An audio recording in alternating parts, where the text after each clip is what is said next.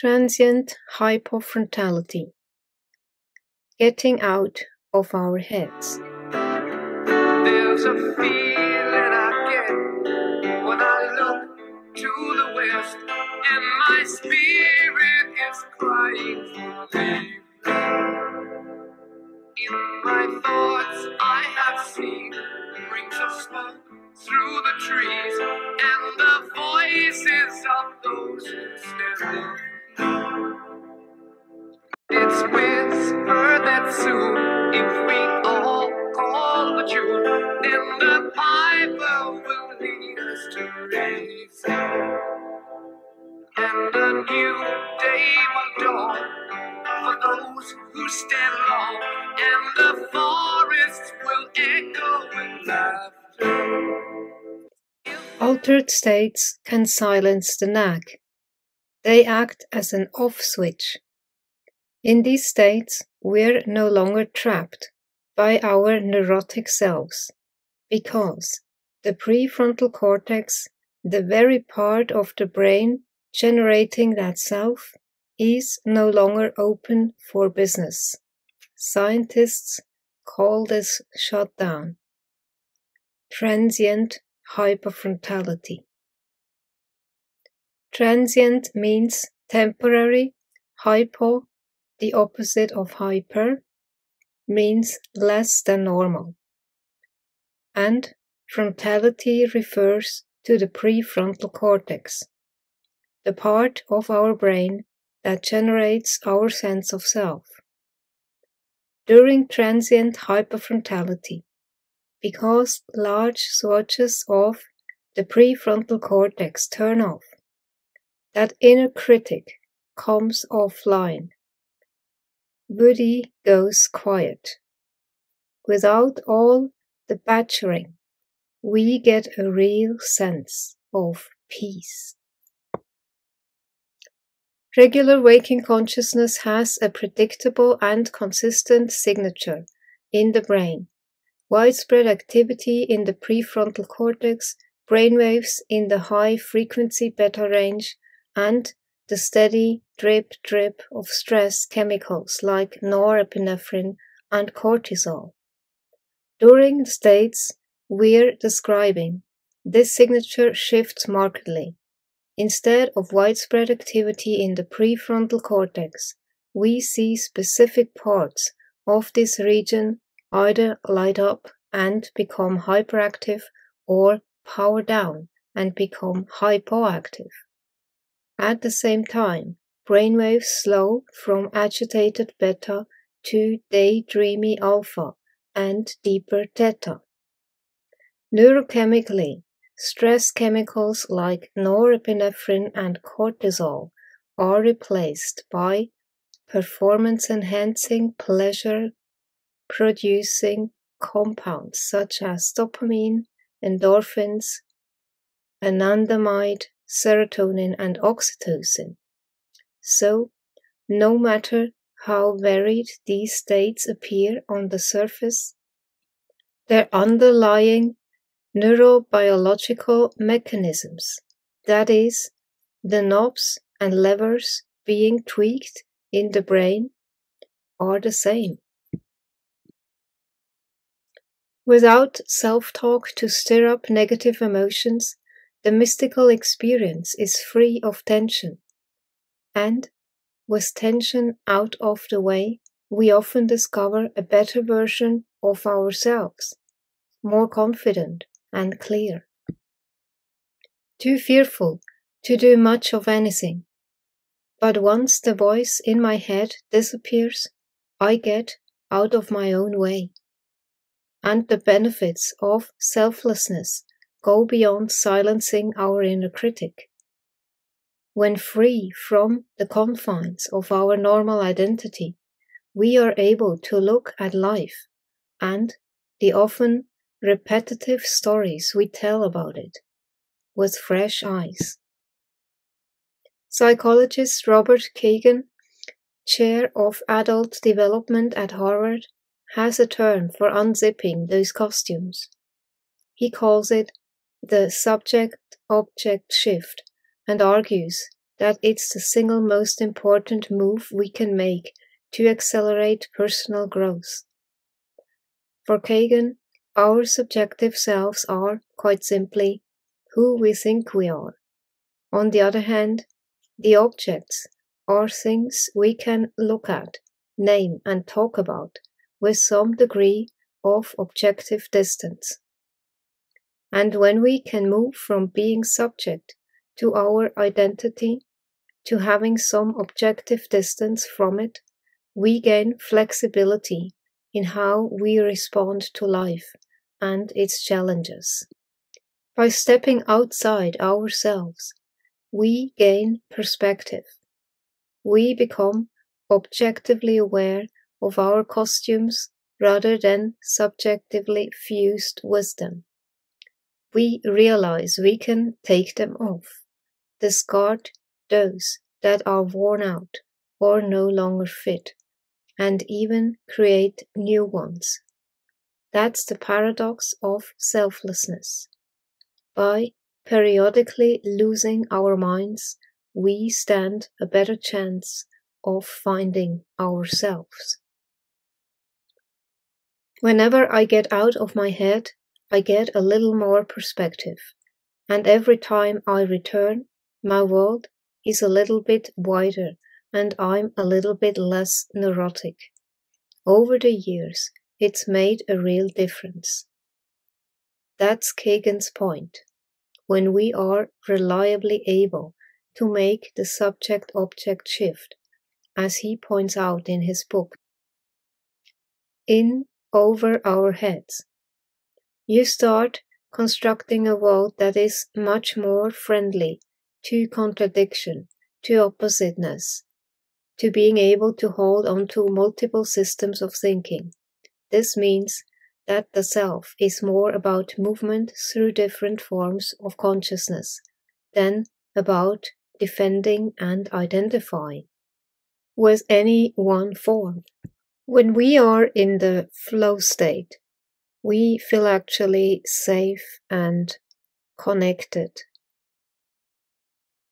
It's the I can, I am state.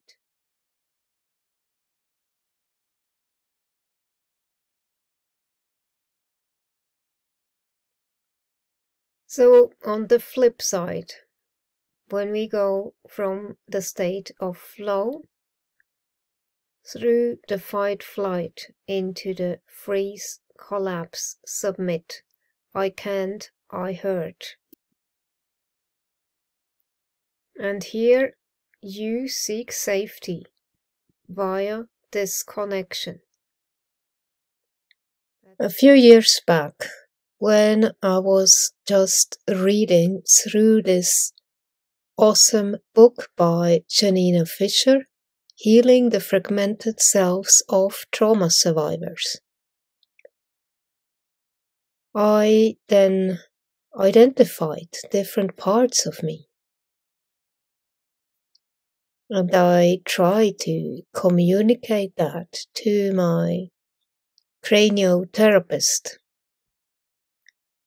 She was also into polyvagal theory, so I thought, yeah, she would be open for it. So I tried to share what I had discovered, and I felt it was important. But she kind of dissociated. She couldn't hold the container. It was way over her head. She dissociated and went into therapist mode. Her method. Now we have to use her method, cranial, and not talk about it.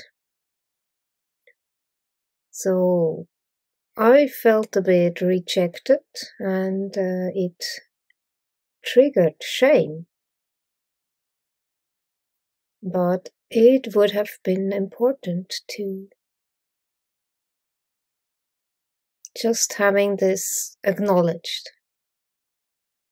that there are these parts as we know it in internally family systems. There it is, fully accepted, that we all have these parts in us, especially when traumatized. So you're not going to process information the way that other people do. And that's probably going to present a bit autistically. In other words, there's a whole lot of things that can present autistically that can derail development. And one of those things that can add to the mix for some people is if there's been significant trauma, neglect, or loss. And those things will only add to the mix because autism is a straws on the camel's back condition. So whatever adds to those straws on the camel's back is going to take somebody's autism and essentially exploit it, make it more full on than it might otherwise have been. And that doesn't mean that one of those things on their own cause the person to be autistic. Autism can be like a fruit salad, and it takes a combination of things to reach a level that it can significantly derail somebody enough that when they're 2.5 years old, they get diagnosed as a psychotic child. So the question is, where does that fit in with a background of neglect, early neglect, trauma, and loss? And that's where we move from the autism picture into a picture about dissociative identity disorder and post-traumatic stress disorder. So what's dissociation? Dissociation is to disassociate. You cut off from something. We can dissociate from our environment. We can behave as if we don't belong here. This isn't our tribe. This is not our place. We don't feel this environment makes sense. We don't feel that it fits our own style of processing. We don't feel it fits our style of communication. We don't feel this is our world. And that's a dissociation from your environment. And so you can imagine it could be quite common that people with autism might experience dissociation from their environment for a whole lot of autism-related reasons. It can also be from your mind. You can avoid and pull away from, you can dissociate from your mind. You can find it all too hard to try to understand. You can find it all too hard to try and keep up, all too hard to try and stay tuned in, all too hard to maintain attention to things that are difficult to process. You can find it intimidating to feel that even your best efforts are always going to be poor by comparison with the people around you, people on the TV, your siblings, kids at school, kids in the street. And so it's easy to dissociate and go off into a daydream and be in that pre-conscious state and avoid being too consciously aware. If you have grown up in a state where your anxiety is way too high, you're way too overstimulated, or you've been traumatized, or you might have both, and you've been in this chronic fight-flight, then what happens is every time you become too aware of your own existence in the world, it can trigger avoid, divert, retaliate, avoid, divert, retaliate. And you may find the only way you can actually function or be reasonably calm in your body, be reasonably cohesive, be reasonably you, without being this chaotic, disorganized bunch of reactive fight-flight, is to dissociate from your mind, to zone out, to live in a more dazed daydream state. And so maybe you don't fight anymore to try to stay consciously aware. Maybe you actually function better when you're less consciously aware. And once you're in that state, instead of interpreting your world, you are feeling your world, you're sensing your world, you are mapping it physically, all of its patterns. You're intuitively navigating that world. You are knowing things not by how much you understand them, but by how you can merge with them, how you resonate with things. And so you become a highly sensing person. People can dissociate from their emotions, and that's different to being highly sensing. You could be highly sensing just because you've dissociated from your mind. You've derailed, you've mentally derailed, but you still have the capacity to be there. You're not necessarily mad. You have dissociated. And if you dissociate far enough, then it's as though your mind went to sleep. It's as though your mental self went dormant. So dissociation from your emotions is different. It's where if there's certain types of feelings that you become almost allergic to them. Of course, this means that you try to harden up, you try to maintain this compartmentalization, this sense of enclosure, this barrier between you and the external world. All self, no other. All other, no self is one of the ways that you do that. It's one of the products of doing that, as well as helping to limit how much information you're processing at one time. But what you're doing is you're allowing yourself to stimulate emotions, buzzing on that pink street light, smelling those lemon blossoms, getting into that rhythm of the swinging, listening to a tune in your head, buzzing at the sparkles in the air, getting excited as you're making jumping rhythms, getting lost in a smell, enjoying positive associations. But when other people start to provoke your emotions, you react self-protectively. Yes. By Exactly. shutting those off, by dissociating from those feelings. They essentially didn't happen. They didn't happen. I wasn't scared. I wasn't sad. I wasn't angry. I wasn't in pain. I didn't feel it anyway. Who cares? No, I didn't miss you. That sort of stuff. But sometimes, what if you can't just continually keep closing off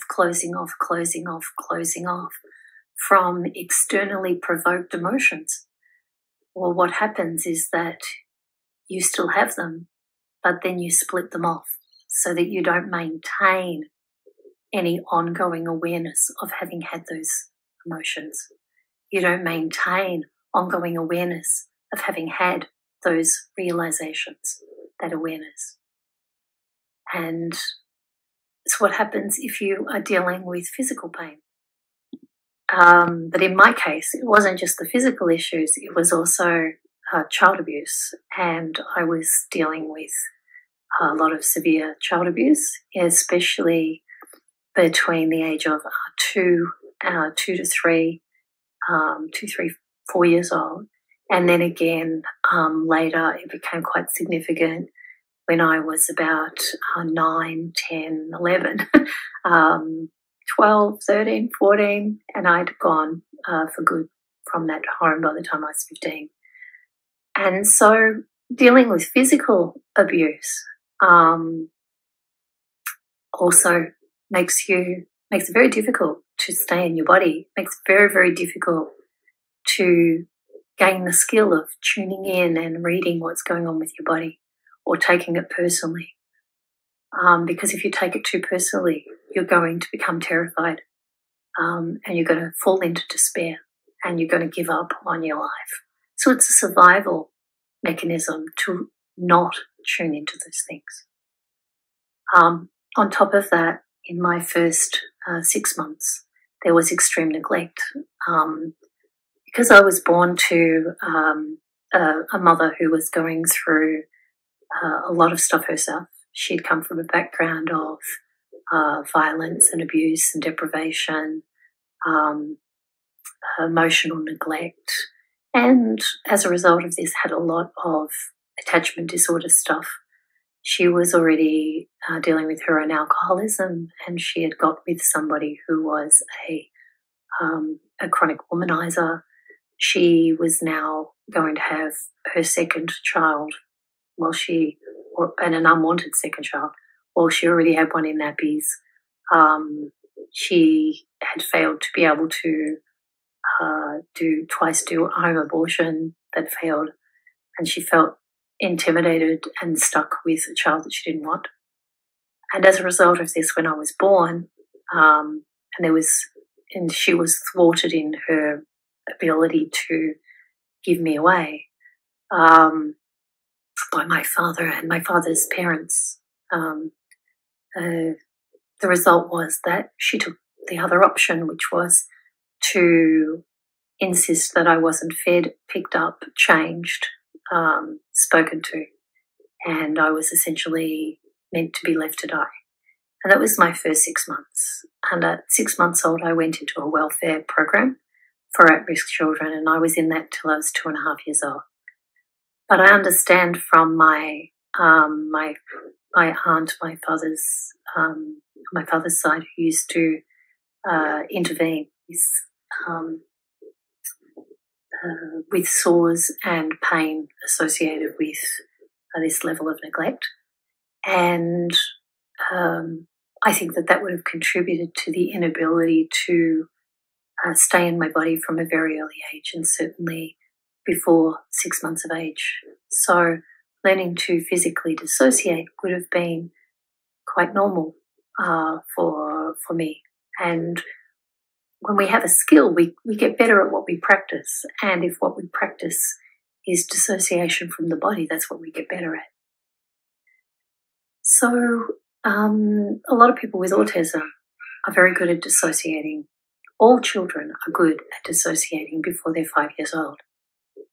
People who are dealing with ongoing information overload or find things sensorily overwhelming or sensorily confusing or have communication-related frustration because they haven't got communication, one of the ways they solve that is they dissociate mentally, emotionally, physically from the environment.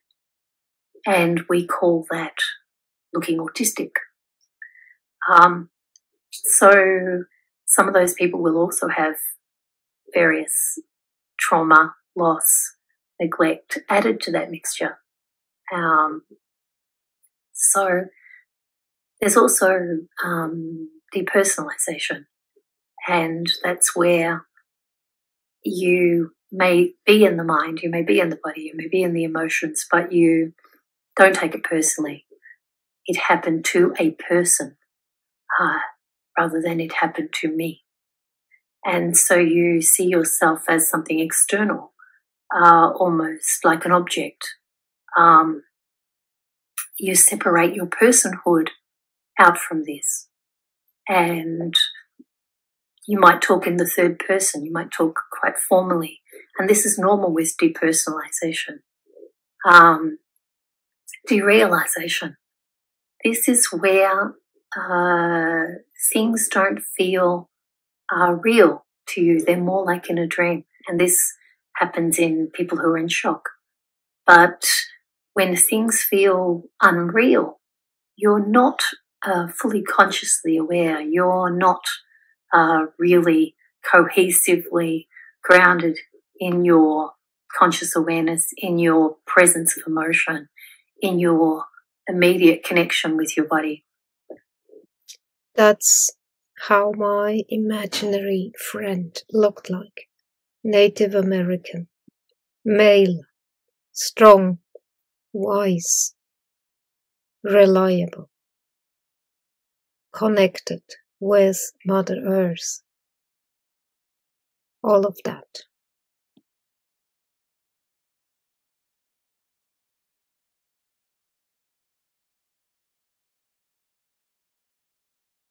So One of the things that that also happens when you're in these self-protection states is that you may begin to split. So instead of there being the one version of you, you might split off the part of you that was going through a certain type of difficulty. It might be that you were hospitalized early on and you couldn't see that as an ongoing part of your life. You didn't want to think about that or remember that.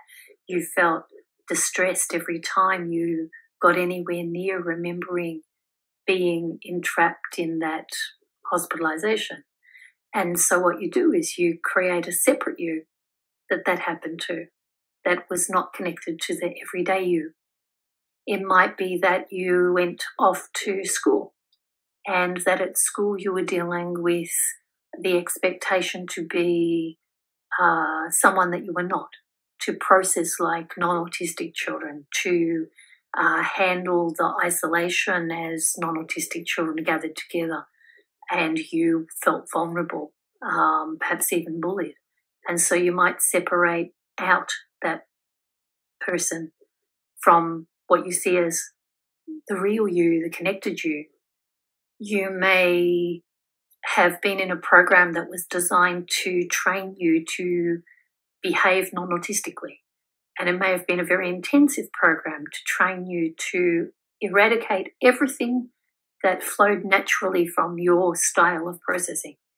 And everybody was very proud of this and now wanted to claim that that is you, and they've got rid of the old damaged you.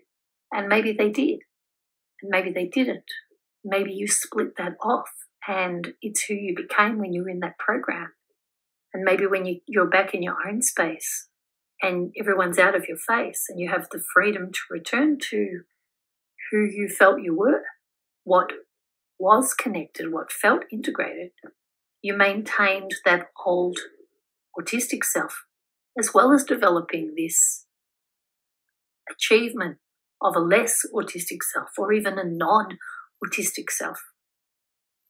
And it might be that you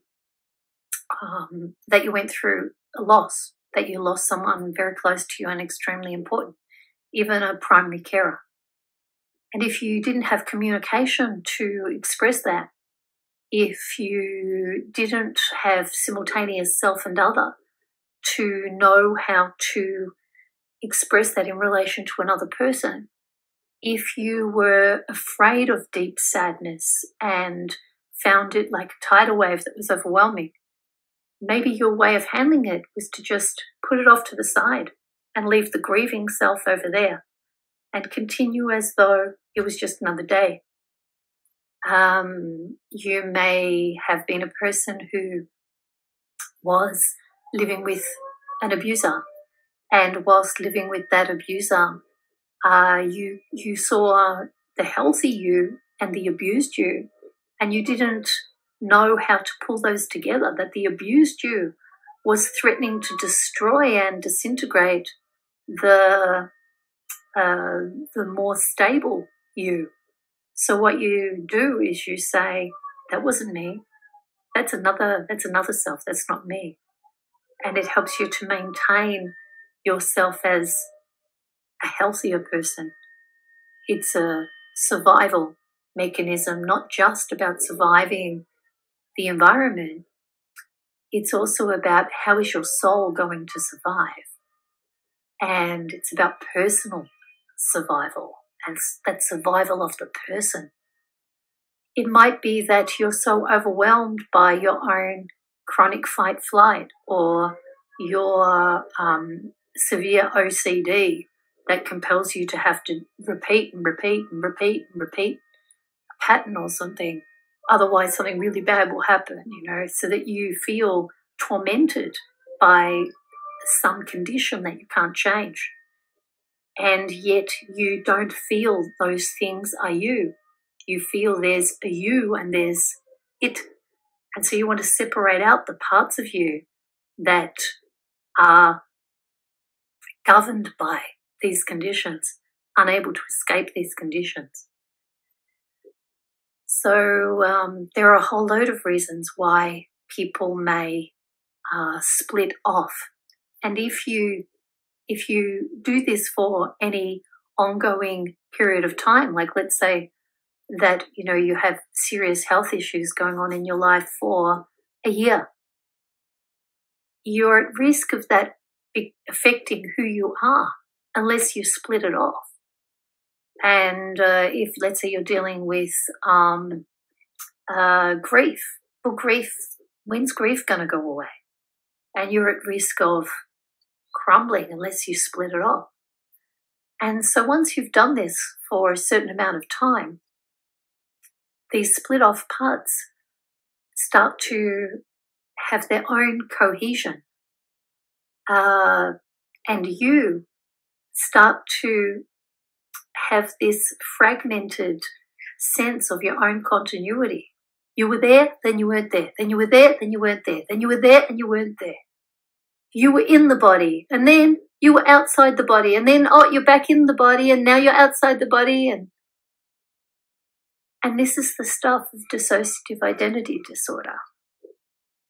But it has some overlaps for some people with aspects of autism. And in fact, today there are becoming a number of people with autism who have a combined diagnosis of dissociative disorder not otherwise specified, and sometimes dissociative identity disorder. So one of the things that happened in my case was that the original part of me, when I was about, under 2 years old, went to sleep. Mentally, I stopped being aware of my world. I certainly stopped taking it personally. So I had completely depersonalized mentally. That was not my life. And I had emotionally completely dissociated from it. That was not my life, and it was not relevant. And I was not experiencing it. I had dissociated from the body. That was not my body. I was not responsible for it. I could just leave it whenever I needed to. So I became like a ghost. And I guess this presented quite autistically. I looked like I wasn't in my body. I looked like I wasn't in my mind. I looked like I wasn't in my emotions most of the time. And so what happened is after I did this for long enough, it became normal. And coming back into the body, coming back into the mind, coming back into the emotions felt foreign, and it felt unnerving. And yet, of course, I wasn't dead. So that meant that as the environment was still engaging with me, I guess seeking to connect, there was another part of me that continued to have some relationship to that world. I had been held by my grandmother, she was my paternal grandmother, and she was in my room with me from 3 months old. And so I had a really strong connection with the smell of eucalyptus because she used to wear it around her neck, and with the crochet of her shawls and things, and how I put my fingers through them. And I had a very strong connection with the huskiness of her voice and her musicality and her movements. And so I did have early bonding in spite of the fact that I was also living, and they lived with me. My father's parents lived with me. In spite of the fact I also lived with my abuser. And from 6 months old, my paternal grandparents lived in the shed out the back. And so this grandmother was no longer in my room. And I was in the welfare program from Monday to Friday, 9 to 5. But I still had access to these people who had been my parents and the grandparents who had been parents to me. And so this next part of me, I call Esby, and this part of me was very sensory oriented and remembers objects and remembers my grandparents, but refers to them as nana, which means nice, and bop, which means play. And so the concepts, I guess, of that part of me was that there was these two humans, but they were essentially the embodiment of niceness and play. There wasn't a concept of them really as people, or people with, I guess, sort of with names. And, you know, because Nana was Nana and Bop was Pop. But I then developed another part in my absence, or this Esby part evolved into another part of me, which was called Polly. And Polly was the part of me that had bonded very much with the grandparents. This was the part that would climb into the bed with them and giggle and laugh and run around the room, chasing reflection that my grandfather would shine on the wall with a little mirror, getting excited about tin foil that my grandmother had collected from sweet wrappers, watching my grandfather play with little magnets and make them chase each other around, watching my grandfather make little hanky puppets and my grandmother playing the spoons and playing the squeeze box and playing harmonica. And I'd drink black tea, cups of black tea and sultanas from a tin of her stuff and biscuits and out in their shed, which was, I guess, it was just a shed. It was masonite walls and a lot of poverty. But to me, that was home and that was a sense of family. So to that part of me, Polly, but it's an integrated part of me now. So I thought about me. But in those days, I guess there was no me, there was us, and we were fragmented like a broken vase. And at the same time as Polly was very connected with the grandparents, since we were 6 months old, we were being pushed through in the pram through the gate of the Italian neighbour down the road, Mrs. Capolazzo. And inside of her house, she would take this abandoned baby into her house. She didn't speak any English, so she couldn't argue about what was going on. And she'd take this baby into her house.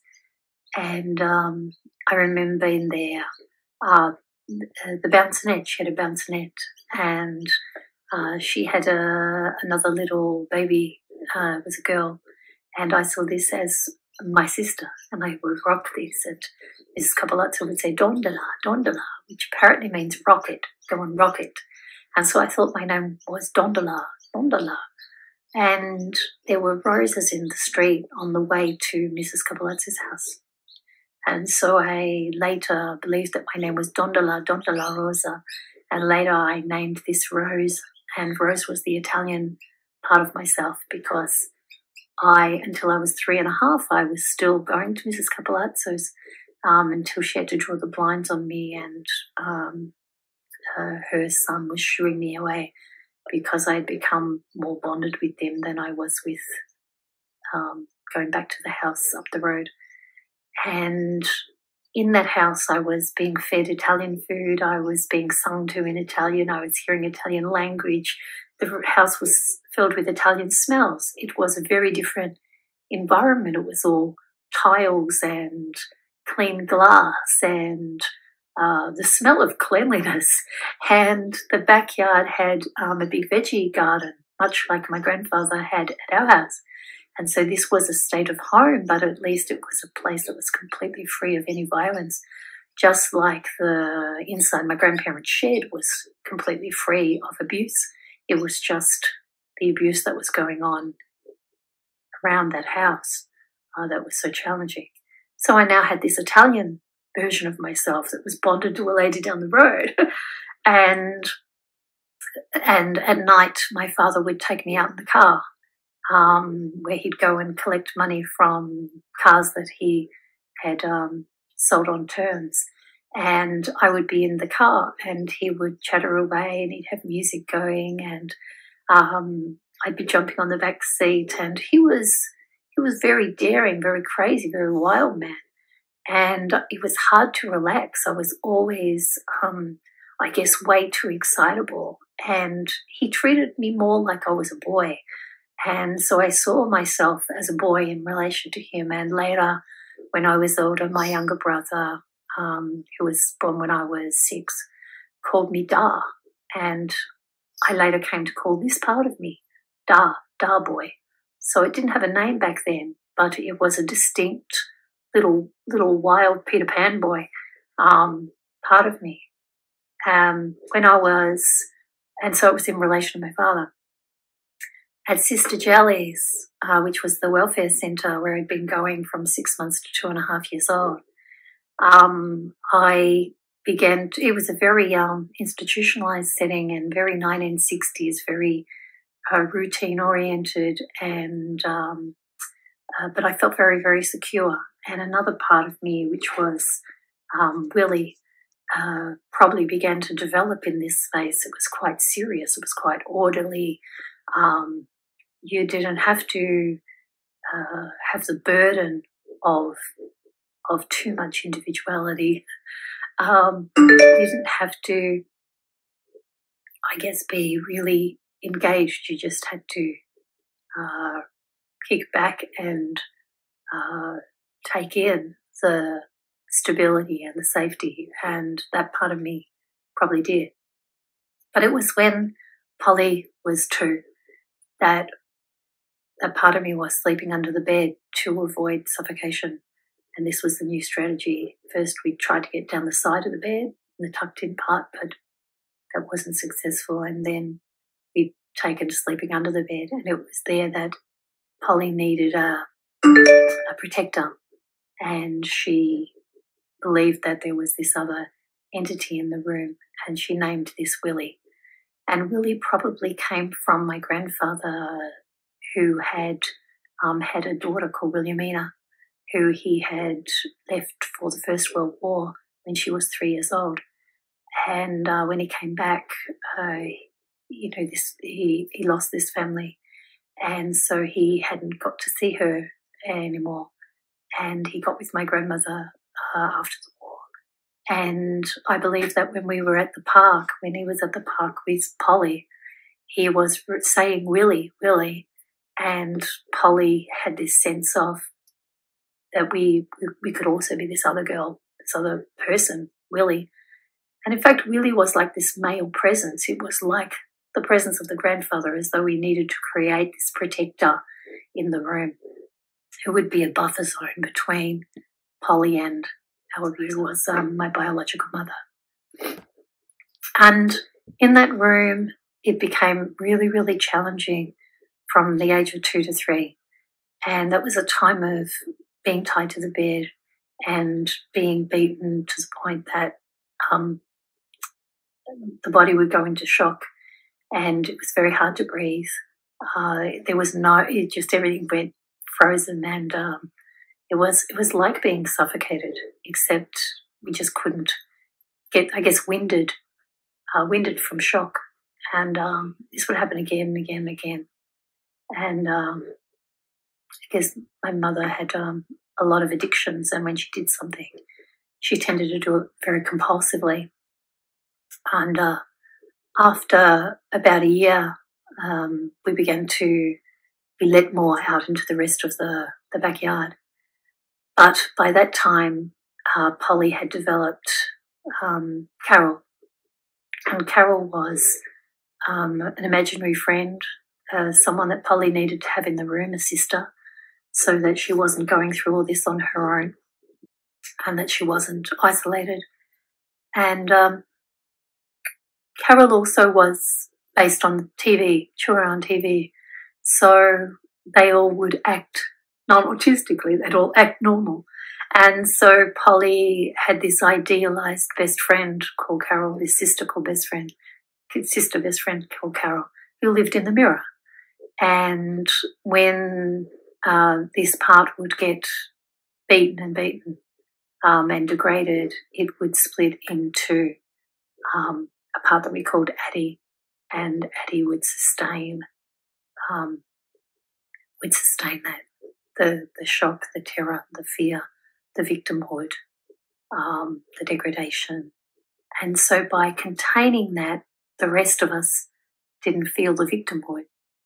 There were other times later where Carol would have her hair all cut off and be dressed in our brother's clothes, the older brother. And the older brother would be dressed in Carol's clothes, and my mother would either be taking photos or pretending to be taking photos of him in the girls' clothes. And this was so confusing for this part of me, this Carol part of me, that this part split and created Bobby. And Bobby was who she was when she was being degraded into being a boy. And Bobby was also the name of a doll, which is where it probably came from. It was a boy doll, and the older brother had some behaviour about this and had smashed it to pieces and stabbed the pram, which is probably a sign of how well adjusted the family was, and had claimed that Carol had helped him to murder Bobby.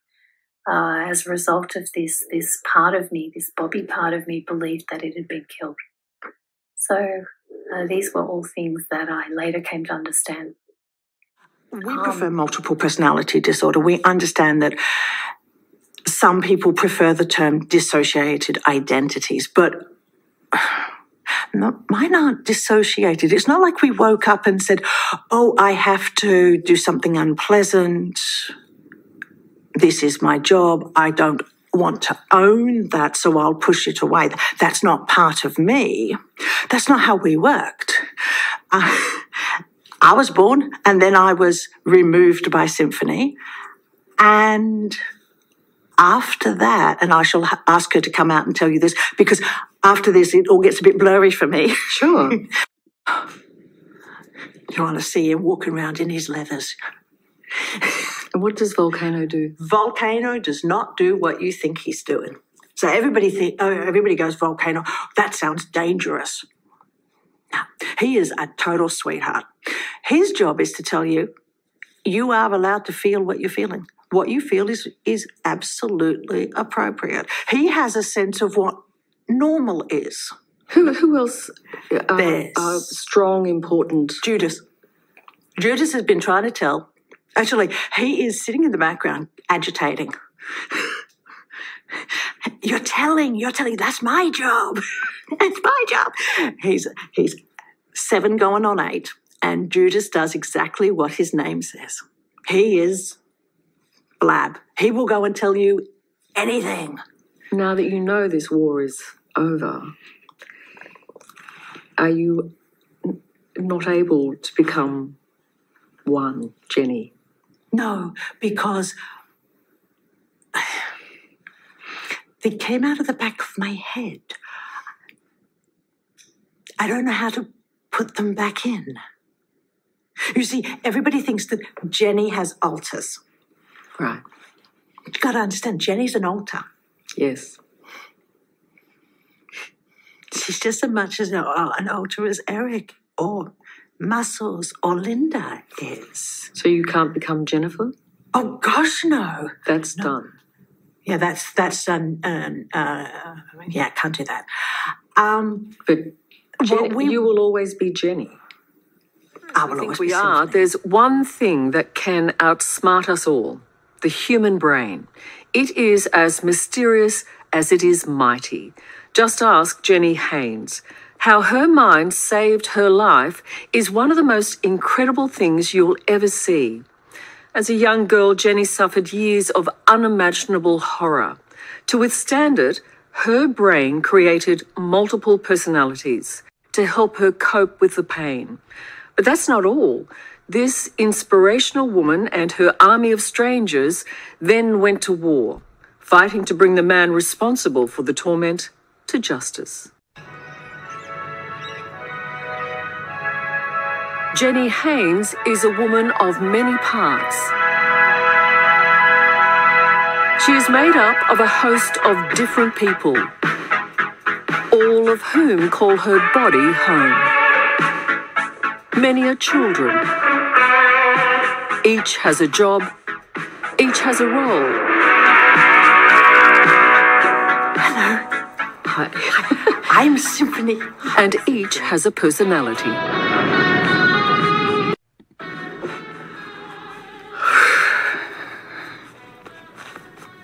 Good pants, thank God.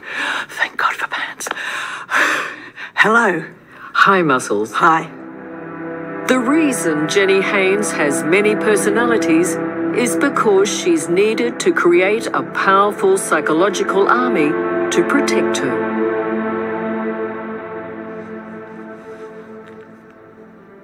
Okay. Hello. Hi, little Ricky. Hi. As a little girl, Jennifer Haynes was as cute as a button. But a child who, even as a toddler, stares hauntingly from family photos. Her life shadowed by a monster. Her father, Richard Haynes. My dad chose to inflict severe, sadistic, violent abuse that was completely unavoidable, unescapable, and life-threatening. Jenny Haynes survived what can only be described as torture by hiding inside her mind. From a very early age, she developed multiple personality disorder, or what's also called dissociative identity disorder. I didn't know that you're only supposed to have one personality. So I made people. I made people to deal with things that I couldn't deal with.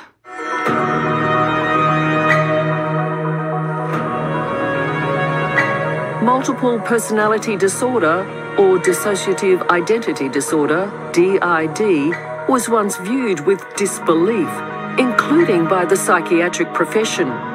But now, it's not only considered a genuine medical condition, but an ingenious one. By definition, the only way you get DID is to have been traumatised. Psychiatrist Dr. George Blair West has been treating Jenny for over 20 years. There is nothing wrong with Jenny's human mind or any other person who suffers from DID. Their mind is just coming up with an incredibly sophisticated, clever solution to a scenario that most of us could not begin to understand or relate to. Children who are subjected to significant traumas prior to the age of 8, they are able to split off parts of their mind in this way. And the thing that seems to push the mind to do this more than anything else is realising you have no way out. That nobody's going to come and get you. Nobody's there to save you. You're on your own, and you have to come up with a solution that is entirely of your own. So you're saving yourself. Absolutely, and you're doing it in this incredibly sophisticated way, which is why this condition is not an illness. To endure the trauma, she created personalities to cope with not just the pain of her abuse, but the smells, tastes, and sounds. Hello. The first personality she developed was Symphony, who to this day remains a 4-year-old girl. Symphony did this because she loves me. That's really important. She made thousands of people to live in the world, to act, to take on things that she didn't want me to have to go through. And I think that's wonderful. You have 2,500 people in your army. Yes. It is an army. It's an army. It's a very good idea, that one. Yeah, I like it. All of Jenny's thousands of personalities were created to deal with her abuse. Many very transient, others fully formed. I don't make people to play. I've never made people to play. Every single person, even if you are a 10-minute fragment or if you are a fully formed muscles, you have a job.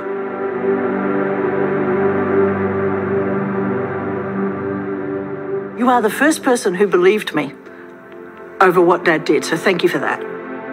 In his therapy session with Jenny, psychiatrist Dr. George Blair West calls up some of Jenny's personalities, or alters as he describes them. You there, Symphony? Hi, George. Hello, Symphony. Hello. It's difficult to watch and hard to hear. When Dad started to abuse the little girl, I sang. And that's where everything begins. I sang just little nursery rhymes and made her feel comfortable. And then when he'd finished, I took her away and I put her in a nice safe place with a beanbag. And I turned her so that she was facing inward, and I replaced her. But We have these people, internal people that talk and tell, and we have these people that provide internal therapy and support networks, because the outside world has let us down not once, but on almost every turn.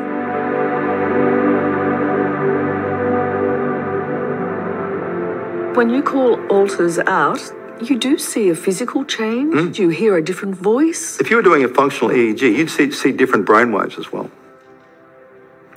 We should also point out some of these alters are there to take away smell. And this is where you start to see the real sophistication of this condition. So yes, they're there to take, the alters are there to manage the distress. And part of the distress was the olfactory experience, the smell experience that Jenny would have while she was being abused.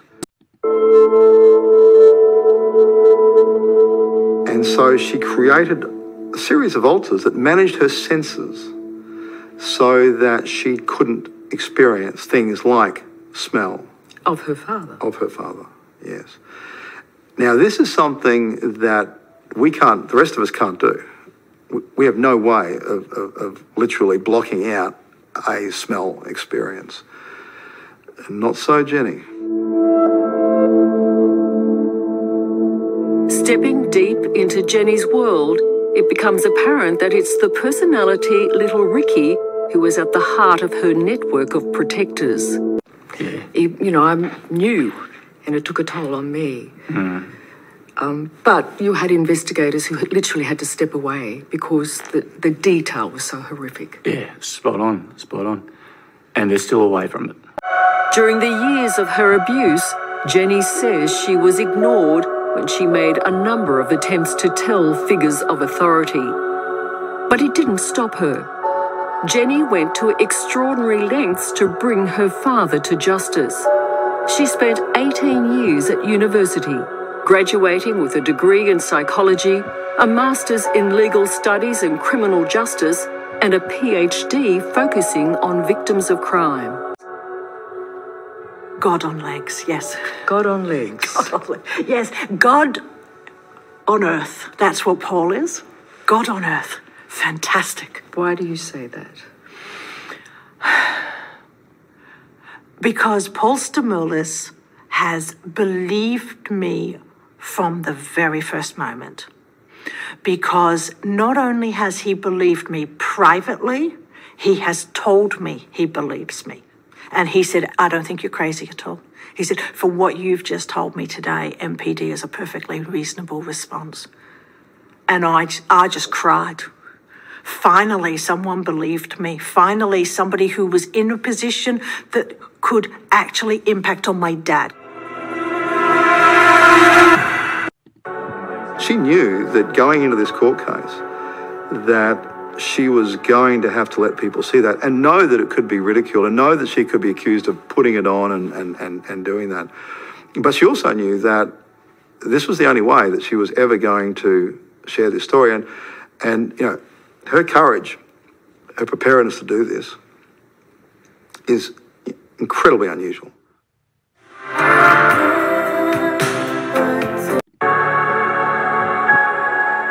In essence, Jenny came to the witness box with 6 witnesses. She did.